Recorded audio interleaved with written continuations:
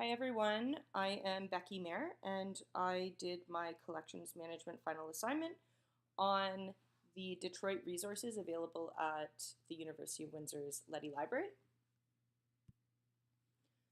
Leddy Library is the main library on the University of Windsor's campus. It is located 5 minutes from the American border. Windsor and Detroit are separated only by a narrow river, and the two cities share political, social, and economic histories. Currently, there are over 15,000 undergrad and graduate students at the University of Windsor, and the student body is comprised of both Canadian and international students. In terms of the interest and research going on about Detroit at Leddy and the University of Windsor, the University of Windsor offers several programs and courses relating to Detroit. So a few of the programs are visual arts and the built environment. This is a combined 3-degree program that's offered both through the University of Windsor and the University of Detroit Mercy, and the students collaborate with each other, attend classes at both universities. And the other program is Media Art, Histories, and Visual Culture, which focuses heavily on urban art and the local art scene in Detroit. The University of Windsor has also hosted speakers on sustainable living, which is an emerging interest in Windsor and Detroit due to the changing economic structures in the two cities. So during those presentations, the speakers kind of drew on connections between the two cities. Other courses that are offered are border culture, Detroit architecture, and the city as mass media, all of which consider the connections between Windsor and Detroit. When I was thinking about which titles to deselect from the collection, it was kind of difficult just because there weren't a lot of print materials available on the topic of Detroit or ones that would be useful to current research going on at the university.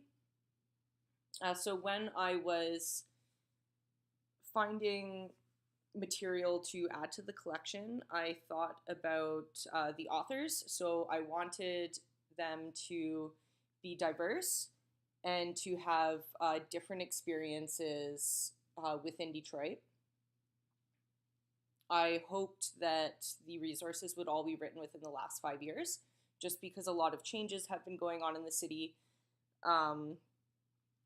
It was in 2013 when Detroit, as a city, filed for bankruptcy, so you could understand why the resources, at least on current Detroit, should be written within the last 5 years.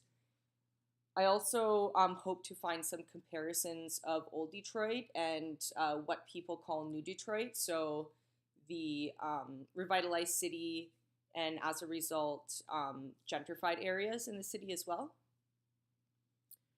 I hope to find some resources on local artists and my typo musicians, maybe urban art and artists, the architecture.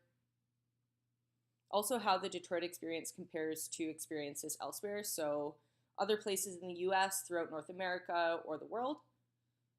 And just to ensure that the resources were accessible to as many people as possible, I hope to find some in audio or video format.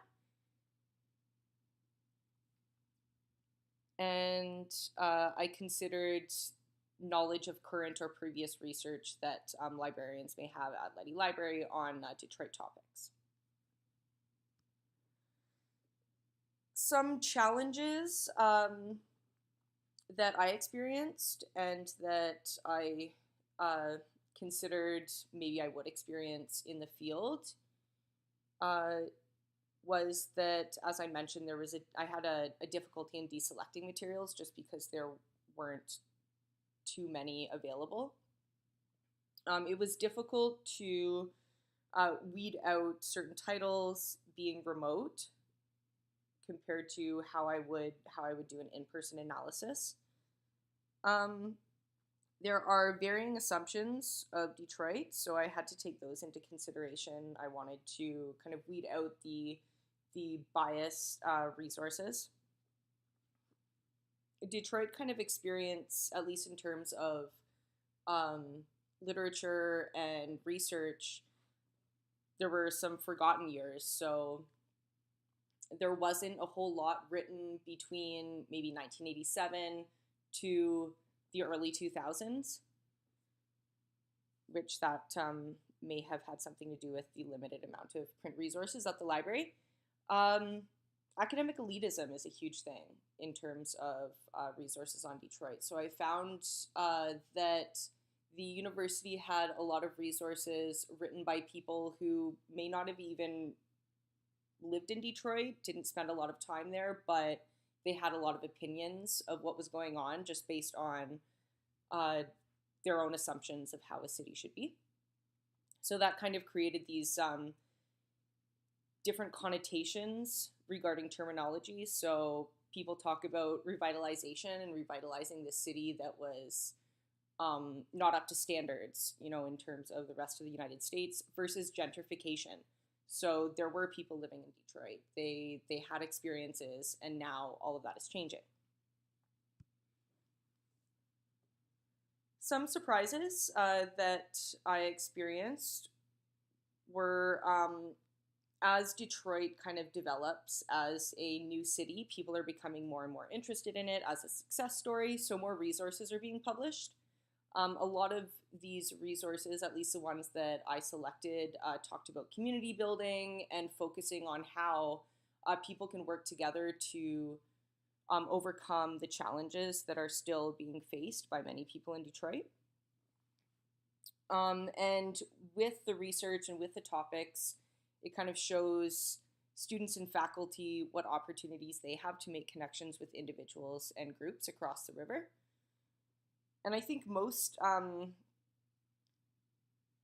my most interesting and unique find that I found while looking for materials to add was this publication. It was locally published, and it was called Forbidden Tears. So it was stories, poems, and essays of trauma from the imprisoned voices of unapologetic Black youth. So I just found it very interesting that